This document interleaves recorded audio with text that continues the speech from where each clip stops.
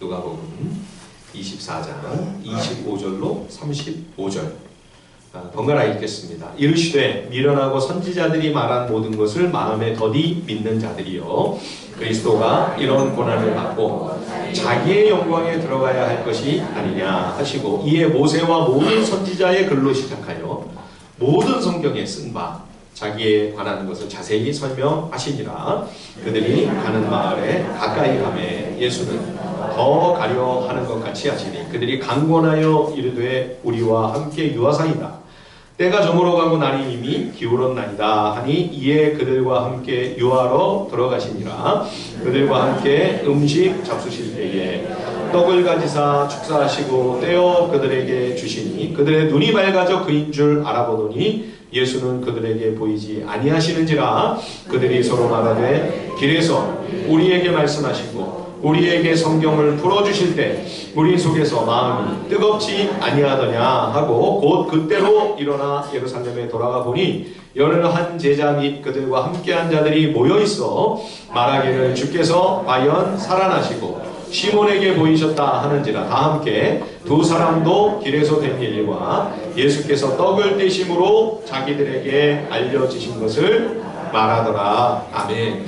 예, 누가복음 묵상을 마쳤습니다. 누가복음 23장은 예수님의 십자가 순환과 죽음을 기록하고 있고요. 오늘 우리가 읽은 누가복음 24장은 예수님의 부활과 승천을 기록하며 이 누가복음의 대단원의 막을 내리게 됩니다. 다 우리가 읽지 않았지만 마지막 장 24장의 이 앞부분을 보면 이 여성 제자들이 예수님의 무덤으로 달려가는 장면이 기록되어 있습니다. 주님이 십자가에 달리시고 운명하시고 난 다음 무덤에 이제 장사 지낸바 되셨을 때 그날이 금요일이죠. 그리고 다음날 토요일이 안식일입니다. 유대인들의 안식일이었고요. 그리고 이제 안식일 다음날 일요일 일주일의 첫날이 주일 새벽, 그러니까 오늘 새벽이죠, 말하자면. 그렇죠? 이 여제자들이 아침에 일찍 새벽에 무덤으로 가는 겁니다. 이 누가복음의 중요한 특징 중 하나가 당시 전혀 존중받지 못했던 이 여성들, 주님을 믿고 따르는 이 여성 제자들에 관하여 아주 꼼꼼하게 기록하고 있음을 보게 됩니다. 다른 복음서에는 이 사도들, 이 남자 12 제자들의 활약에만 관심이 있고 거기에만 조명을 하고 있는데 누가는 이 여성들이 조용히 주님의 뒤를 따르며 예수님과 제자들을 정성껏 섬기는 장면을 조명해 주죠. 예, 예수님과 제자들은 가진 소유가 없는 가난뱅이들이었습니다. 이 동네 저 동네를 다니면서 이스라엘 전역을 누비며 말씀을 가르치고 복음을 선포하는데 누가 환대를 해주면 잘 것이 해결이 되고 먹을 것도 제공이 되나 예수님과 제자들을 누가 맞이해주는, 영접해주는 사람이 없으면 숙식이 이제 해결이 안 되는 거죠. 그럴 때 이제 이 여성들이 자기들이 갖고 있던 모든 것을 다 정말 헌신을 해서 예수님과 사도들을 참 귀하게 섬기는 이런 헌신을 보이지 않게 조용히 감당하고 있었던 거죠. 이들의 활약이 여기서 그치지 않습니다. 제자들은 예수님이 체포되실 때 다 흩어졌죠. 가룟 유다는 예수님을 팔아 넘겨버리고 베드로는 예수님을 3번이나 모른다고 철저하게 부인을 했습니다. 그 외에 다른 제자들도 다 예수님을 팽개치고 도망쳤죠. 모든 제자들이 베드로를 비롯해서 주님과 죽는 자리에까지 함께 가겠다. 그렇게 모두 큰 소리를 쳤지만 하루도 지나지 않아 예수님을 다 외면해 버리고 만 것입니다. 주님이 십자가에 달리신 그 자리에 제자들은 아무도 없었습니다. 사도 요한은 하나 그 자리에 있지 않았는가? 요한은 제사장 집안과 친분이 있는 사람이었어요.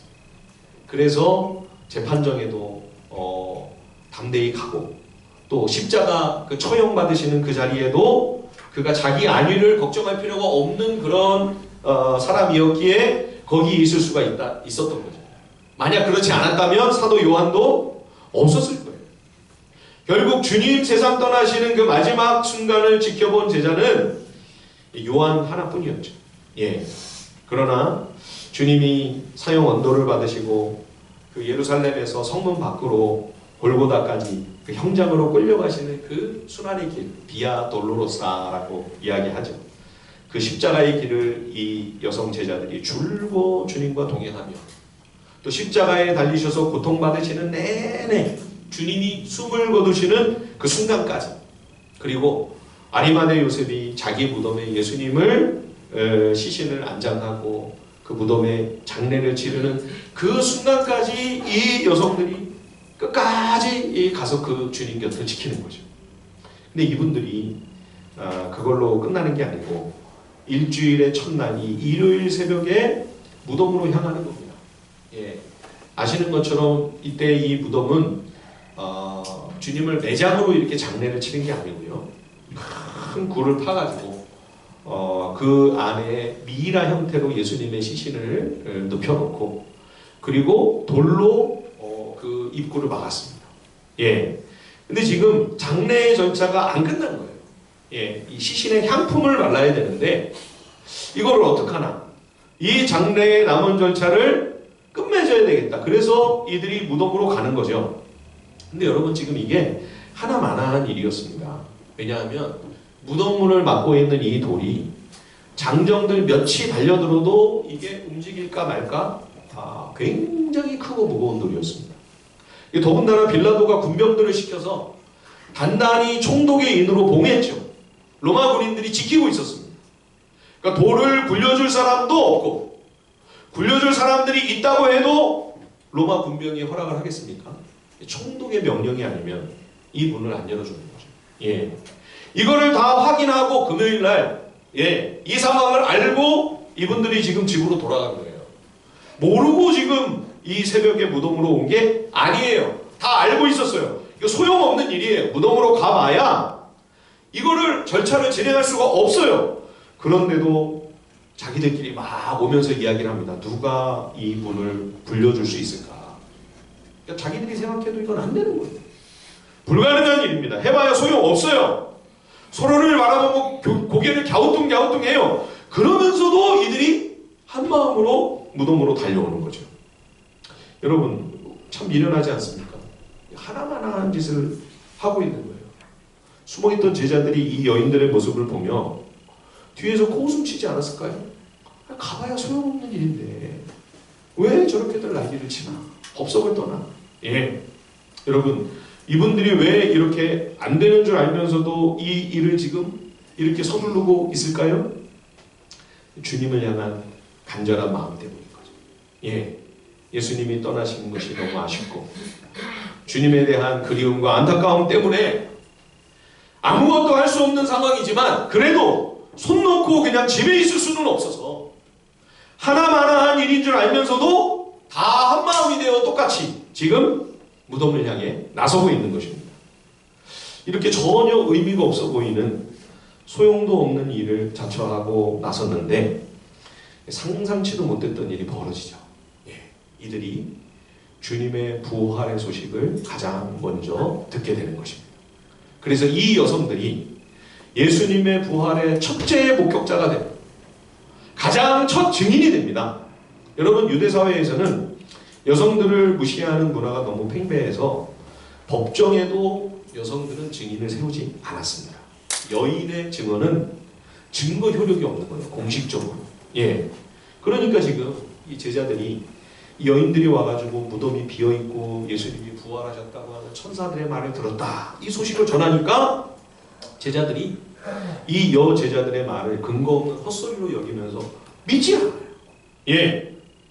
그러나 예수님은 주님을 사랑하고 아끼는 마음으로 새벽같이 동이 트자마자, 아니 어쩌면 미명의 득달같이 주님 무덤으로 달려온 이분들을 그리스도의 부활의 복음을 가장 먼저 듣고 그 텅 빈 주님의 무덤을 제일 먼저 목격하는 부활의 첫 번째 증인으로 이 여인들을 세우신 거죠. 여러분, 우리가 할 수 있는 거창하고 크고 대단한 일들이 사실 그렇게 많지 않습니다. 우리같이 평범한 사람들이 일반적으로 생각을 할 때, 상식적으로 생각할 때 뭐 엄청나고 대단한 일을 할 수 있는 그런 기회가 나에게 주어질까? 여러분, 그런 기회는 오지 않는다고 생각하는 것이 지극히 합리적이고 상식적입니다. 하지만 여러분, 지극히 사소한 일일지라도 그게 의미가 없는 것은 아니죠. 예, 이번에 추천드린 이 하늘비전 필독도서 제목이 뭐예요? 이처럼 사소한 것들. 이처럼 사소한 것들. 예, 주인공이 그리스도인입니다. 근데 또 다른 그리스도인으로부터 지극히 사소한 사랑과 긍휼을 경험한 거죠. 그거에 대한 감사한 마음과 고마움을 간직하며 사는 사람이었어요. 그런 사소한 친절이 있었기 때문에 그래도 내가 이만큼 살고 있는 거지. 참 감사하다. 그래서 결국 자기도 지극히 사소한 것이지만 할 수 있는 그 작은 친절과 배려를 베풀어야만 된다고 생각합니다. 그리고 그거를 실천에 옮기는 거예요. 여러분, 우리가 커다란 문제를 순식간에 다 해결할 수 있습니까? 이 나라의 구조적인 어떤 부패와 악을 싹 일거에다 바꿔버릴 수 있습니까? 한국교회를 완전히 뒤집어버리고 완전히 순식간에 개혁할 수가 있습니까? 절대 그럴 수 없습니다. 그러나 여러분, 그러면 아무것도 안 하고 우리가 가만히 있나요? 아니요. 내가 할 수 있는 그 사소한 한 가지를 실행에 옮기는 거죠. 용기를 내서 그 작은 것을 하나 순종하고 실천하는 거죠. 예, 주님이 그 마음을 기쁘게 받으세요. 그 사소한 일들을, 별것도 아니에요. 이 여인들을 누가 주목했겠습니까? 누가 예의 주시했겠습니까? 아무도 알아주지 않아요. 대단하게 여기지 않아요. 그러나 주님을 사랑하는 그 뜨거운 마음 때문에 하나마나 한 일과 같은 이 일을 위해 발걸음을 떼고 소용도 없는 것 같은 일인데도 그것을 앉아있지 않냐고 일어나 행할 때 주님께서 이들을 주목하시는 거죠. 그리고 이들을 통해 주의 선하신 뜻을 이루시는 거죠. 예. 자, 누가복음 24장 우리 앞에 부분 한번 보실까요? 누가복음 24장 6절과 7절. 예. 24장 앞으로 가셔서 6절 7절을 우리 같이 한번 읽어보겠습니다. 6절 7절 말씀 다 같이 시작.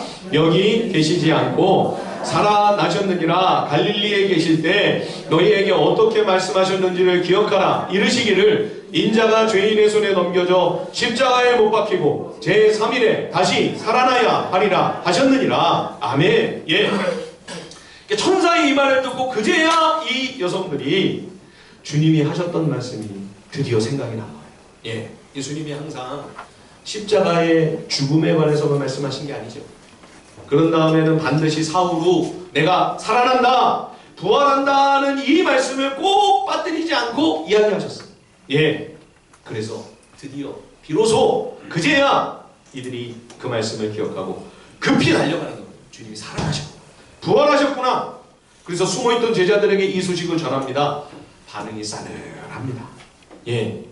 그래도 베드로와 요한은 무덤으로 달려가죠.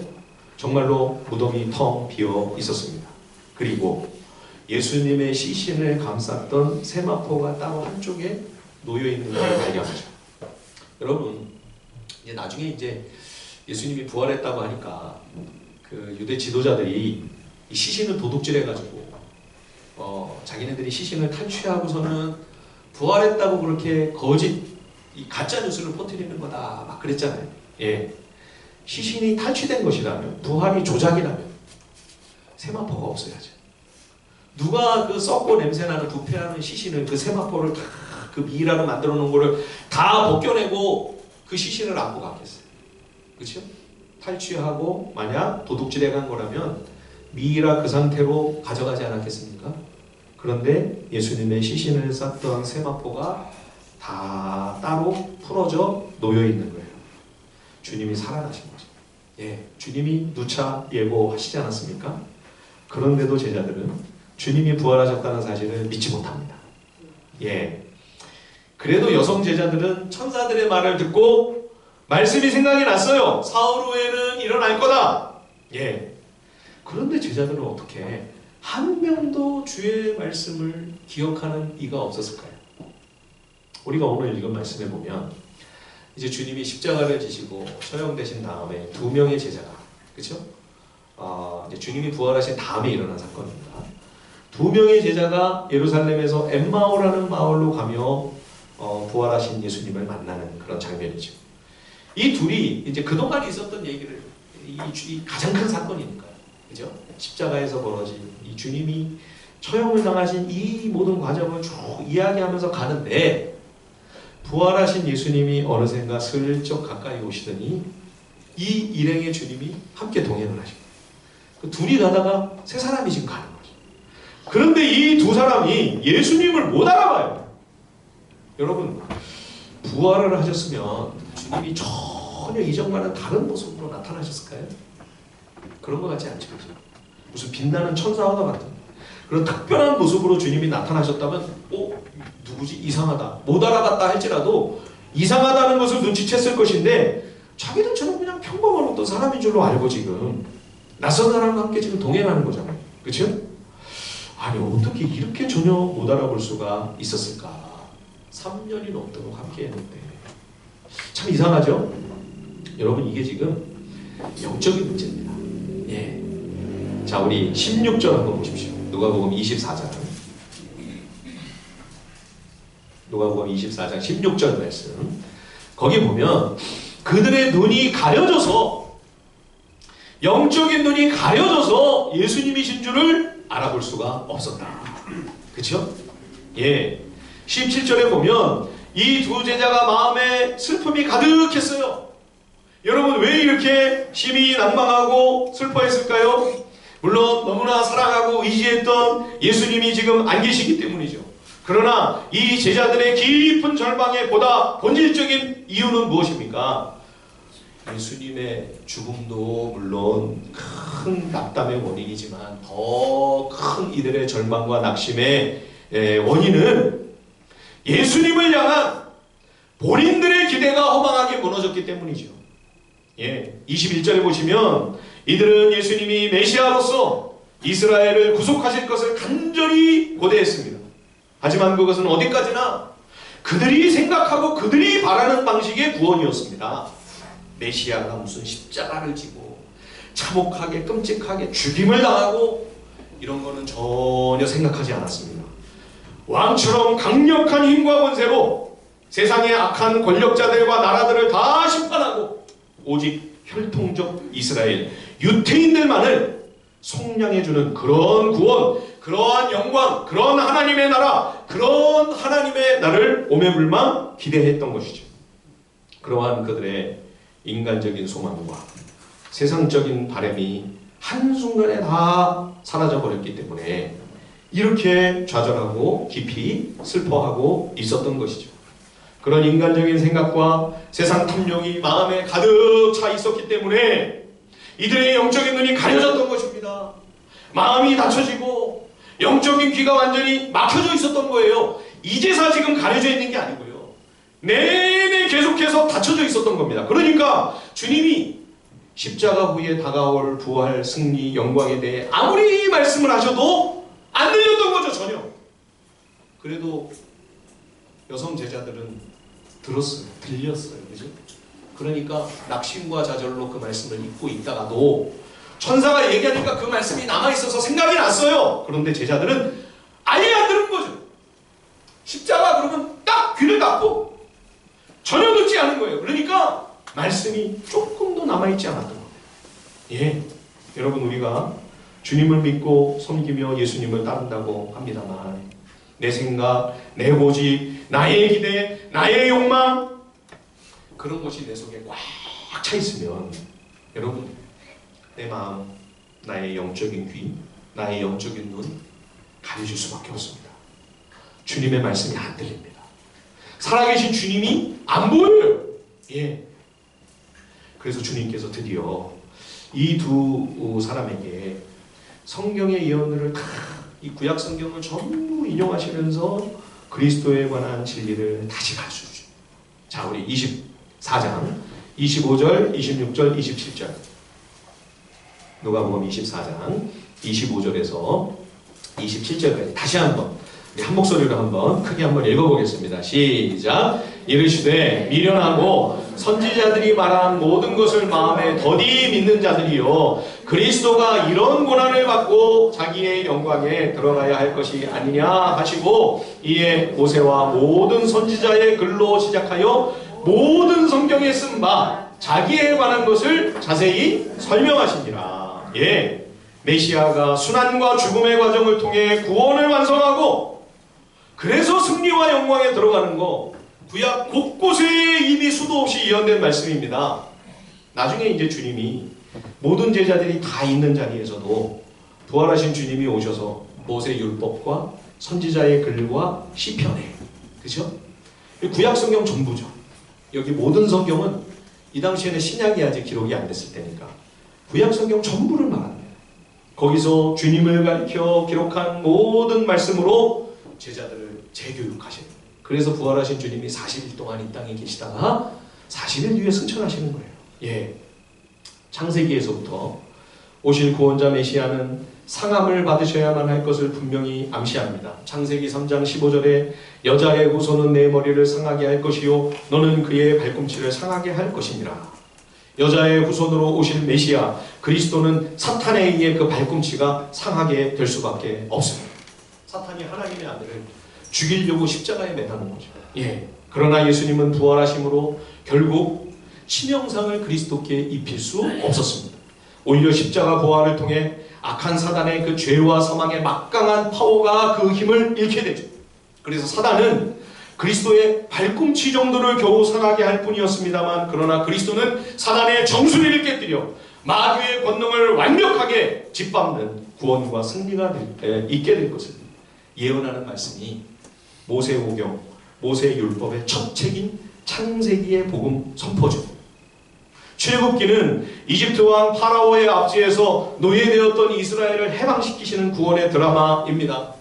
그리스도께서 하나님의 백성을 구원하시는데 꼭 이 사단이 파라오 같아요. 이집트 왕 바로 같아요. 예, 얼마나 악하고 얼마나 힘이 강한지. 예, 그 파라오에게서 이스라엘을 건지시는 그 구원의 드라마는 그리스도께서 십자가와 부활로 말미암아 악한 마귀로부터 그 소나기 위에 있던 가련한 영혼들을 구출해내시는 그 구원이 십자가와 부활을 통해 성취될 것을 미리 보여주는 예고편이 출애굽 사건인 거죠. 예, 특히 이집트를 철저히 심판하시는 마지막 10번째 재앙에서 하나님은 이스라엘을 심판에서 건지시기 위하여 어린 양의 피로 말미암아 주의 백성들에게 하나님의 진노가 임하지 아니하고 피해가게 하십니다. 이제 장차 세상 죄를 지고 가는 하나님의 어린 양 그리스도를 통하여 사죄의 은총과 생명이 그 백성들에게 임할 것을 예고하는 거죠. 레위기에서는 끊임없이 죄인을 위하여 피 흘리며 죽어가는 어린 양과 염소와 황소와 비둘기와 같은 희생제물을 통해 그리스도께서 하나님의 사랑하시는 백성을 위해 피 흘리실 그 십자가 죽음을 통하여 생명과 구원의 은혜가 메시아로 말미암아 강물처럼 넘쳐 흐르게 될 것을 보여주시는 거죠.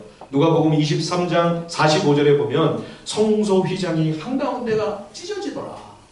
밑에서부터 위로 찢어진 게 아니고요. 위에서부터 찢어졌어요. 하나님이 찢으신 거죠.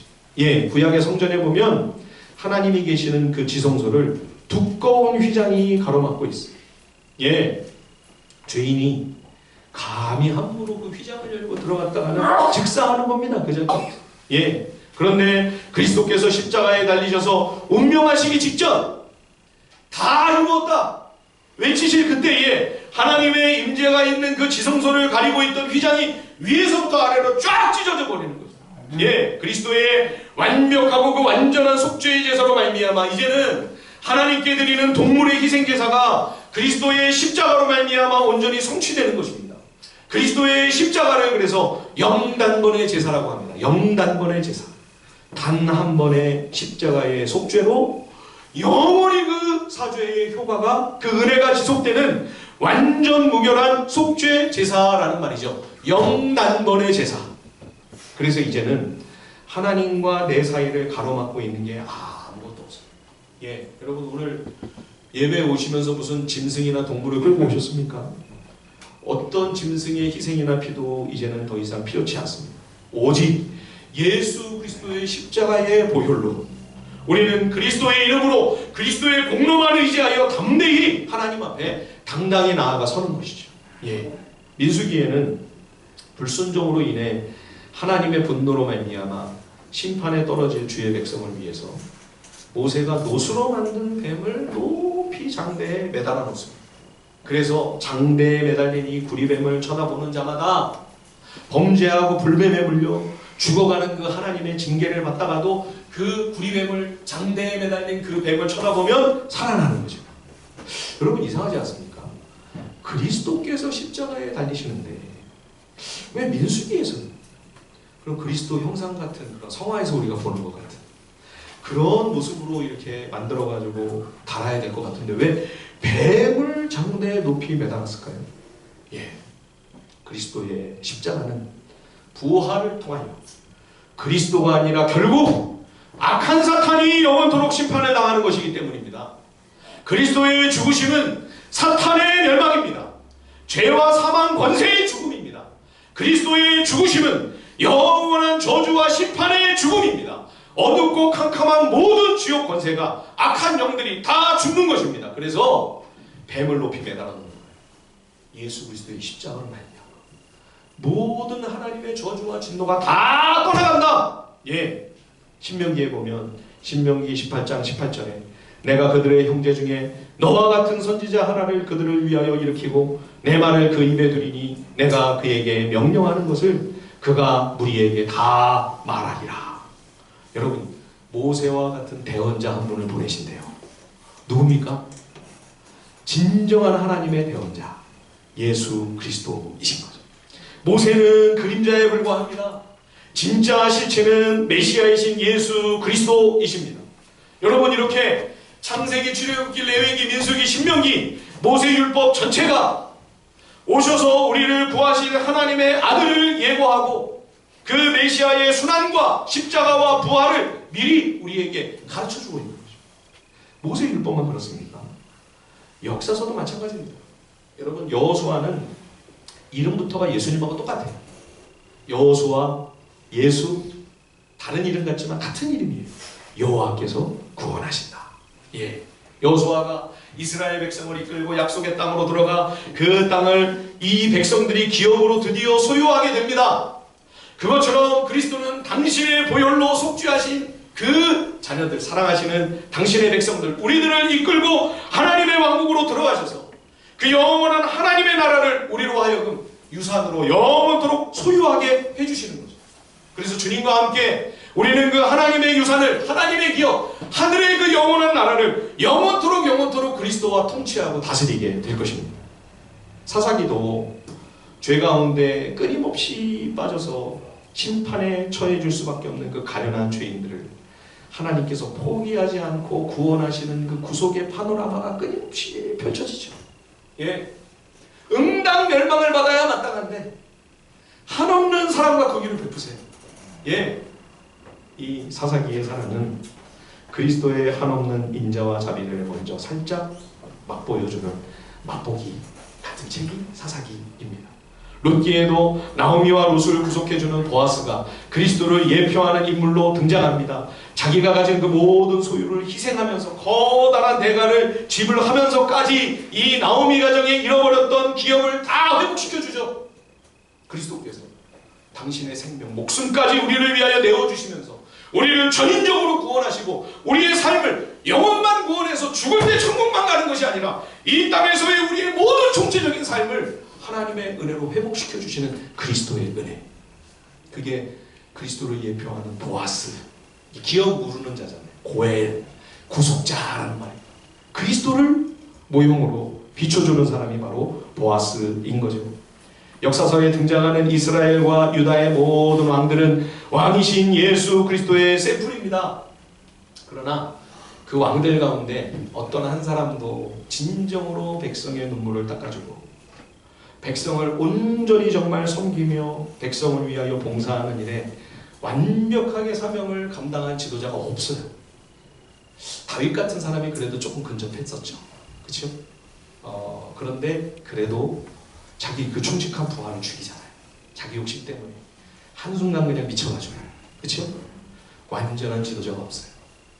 우리의 진정한 왕, 완전한 지도자, 백성들을 위해 목숨을 바쳐 우리를 위하여 정말 우리의 눈물을 닦아주시고 우리를 위해 온전히 섬기고 우리를 위해 온전히 봉사하시는 진정한 지도자, 참된 왕은 예수 그리스도 한 분뿐이다. 역사서를 통해 그걸 우리에게 보여주는 거죠. 그러니 여러분, 이 땅의 정치에 너무 과몰입하지 마세요. 이 땅의 정치는 우리가 이 땅의 백성이고 이 땅의 대한민국 국민이니까 우리가 나라를 위해서 기도하고 민족을 위해 기도하고 어떻게 하면 그래도 조금 더 깨끗하고 조금 덜 악한 그런 사람들을 공복으로 우리가 잘 선출할까. 우리가 선거에서도 한 표를 꼭 행사하고 국민으로서의 의무를 잘 해야 되죠. 그러나 여러분, 어느 쪽이 정권을 잡든 우리를 만족시켜줄 수 없습니다. 역사가 우리에게 말해주잖아요. 어느 정권이 완전했습니까? 어떤 왕이 백성들을 온전히 통치하고 다스렸습니까? 그리스도로 말미암아 이 땅에 오시는, 이 땅에 완전하게 완벽하게 하나님의 왕국을 이루시는 하나님의 나라, 우리의 참된 왕 되신 예수 그리스도 외에는 우리에게 참된 평화, 진정한 행복과 만족을 줄 수 없습니다. 여러분, 우리는 그 나라의 시민이라고 하는 사실을 기억해야 돼요. 하나님의 영원한 나라의 백성들이에요. 얼마나 감사하고 다양한 일입니다.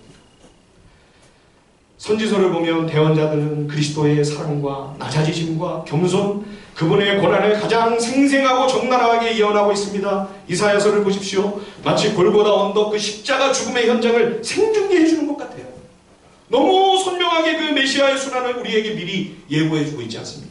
그가 찔림은 우리의 허물 때문이요 그가 상함은 우리의 죄악 때문이라. 그가 징계를 받음으로 우리는 평화를 누리고 그가 채찍에 맞음으로 우리는 나음을 받았도다. 우리는 나 양 같아서 그릇 행하여 각기 제 길로 갔거늘 여호와께서는 우리 모두의 죄악을 그에게 담당시키셨도다.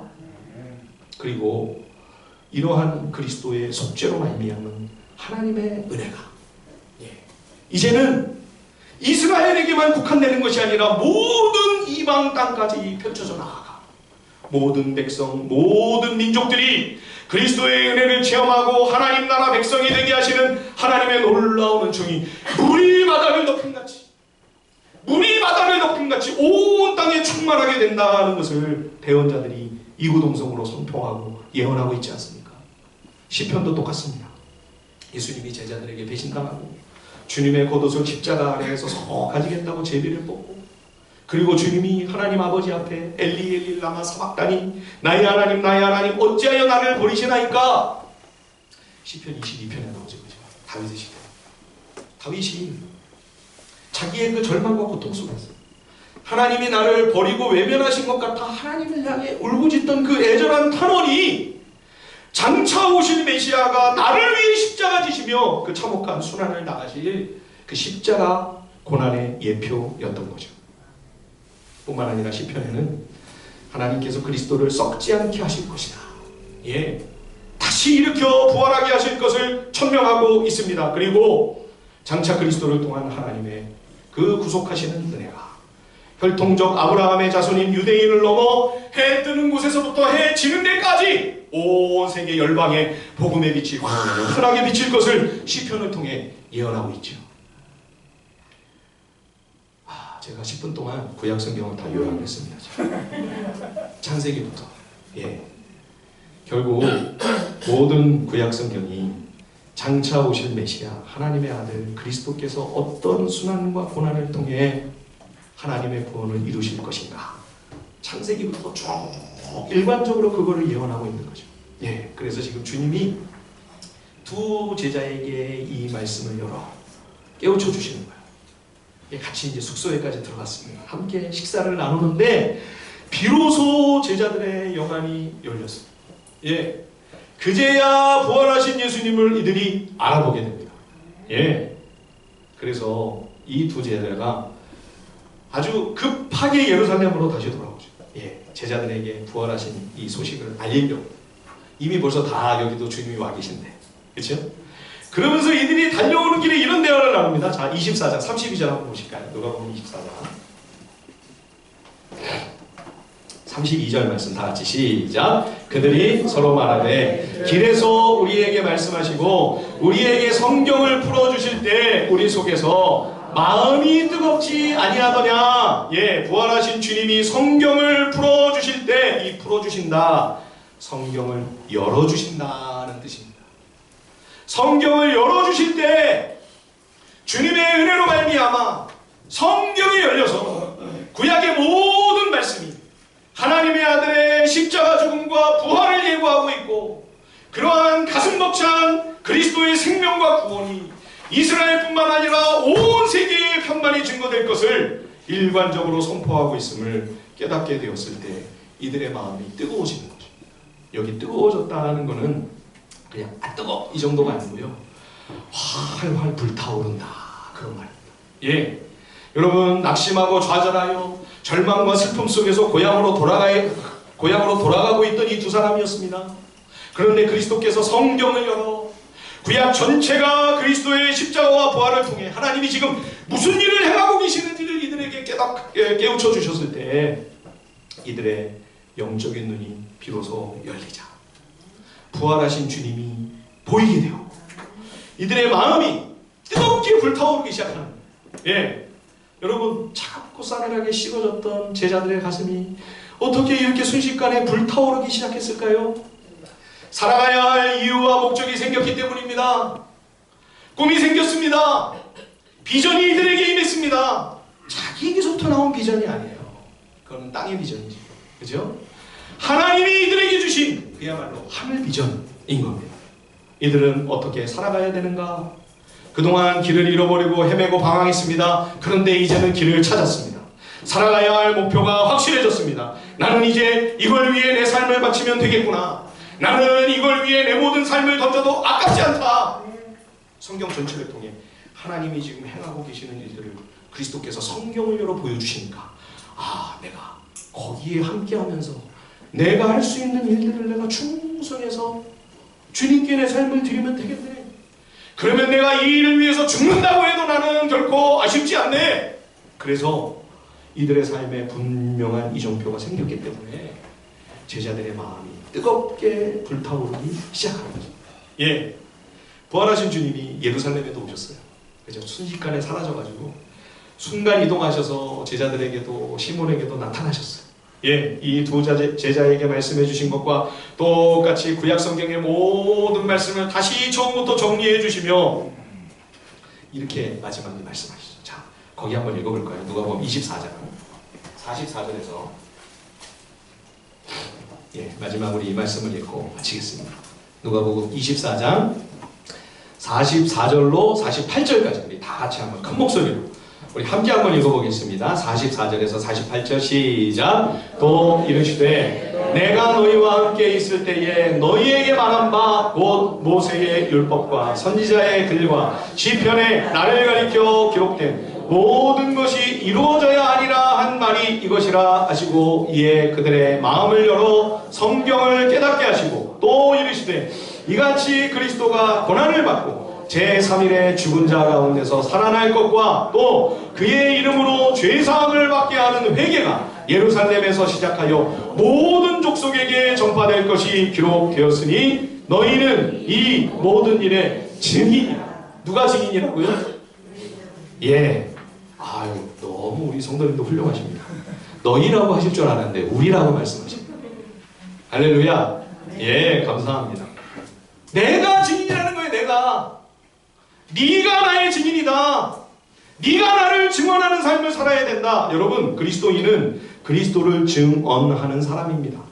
그리스도의 증인, 이게 크리스찬이에요. 예, 여러분 어떻습니까? 나는 과연 그리스도를 증언하는 삶을 살고 있습니까? 여러분은 과연 크리스찬으로서, 그리스도인으로서 그리스도의 증인이십니까? 여러분, 우리가 복음을 말과 입으로 전하는 것은 물론, 그렇죠? 생활 속에서도 모든 행실과, 그렇죠? 삶의 현장에서 그리스도의 증인다운 삶을 살아가야 되는 거죠.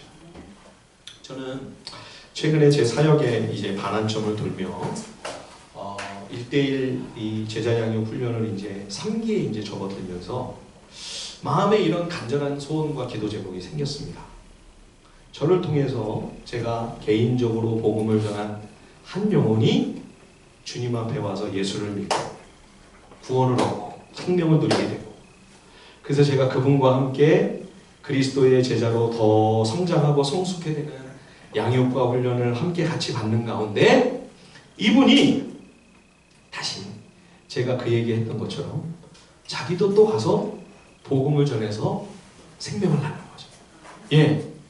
그래서 이제 이 제자가 자기가 낳은 그 새 생명을 이제 또 데리고 와서 함께 둘이 양육과 훈련을 같이 받으면서 같이 그리스도의 제자로 성장해 가면서 그 새 생명이 또 새 생명을 낳는, 예, 이런 생명의 역사가 나에게서 시작이 된다면, 물론 뭐 저뿐만 아니라 우리 교회의 어떤 분을 통해서도 하나님이 이런 일을 하실 수 있죠.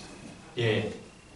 어쨌든 저와 우리 성도들에게 이런 복음의 생명 역사가 더디더라도 천천히 이런 일이 이루어져 나간다 할지라도, 그러나 끊이지 아니하고 이런 하나님의 은혜가 우리 가운데 지속된다면, 그렇게 하늘비전 식구들이 생활 속에서 진정한 그리스도의 증인으로 살아간다면, 저는 무엇도 부럽지 않은 가장 행복한 목회자, 제일 성공한 목회자가 아닐까 생각을 합니다. 여러분, 저는 그렇다면 우리 교회를 어떤 큰 교회와도 바꾸지 않을 것입니다. 예. 이런 생각을 하면 가슴이 뜨거워져요. 제 마음이 불타올라요. 예. 사랑하는 여러분, 그리스도의 증인으로 살고 계십니까? 예. 여러분 한번 생각해 보세요. 스스로를 한번 돌아보십시오. 내 마음이 뜨거워지고 내 가슴이 주님과 주님의 말씀, 복음으로 인하여 불타오르던 때가 언제였는가? 너무 오래돼서 생각이 안 나세요? 그런 적이 한 번도 없었습니까? 불 붙은 적이 한 번도 없었습니까? 예. 불이 붙은 적이 없었다면 주님이 불을 붙여주시기를 기도합니다. 이 불이 사그러들었다면 다시금 이 불을 불타오르게 해주시기를 간절히 바랍니다. 예, 바라기는 성령께서 저와 여러분들의 마음과 귀와 눈을 활짝 열어주셔서 우리에게 성경이 열리고, 예, 그래서 우리가 불타는 뜨거운 가슴으로 그리스도의 증인으로 살아가는 이런 은혜가 우리 공동체에 충만하기를 우리 주님의 이름으로 축원드립니다. 이 시간 우리 함께 찬양하고 같이 기도하겠습니다. 우리 아까 불렀던 찬양, 주의 보좌는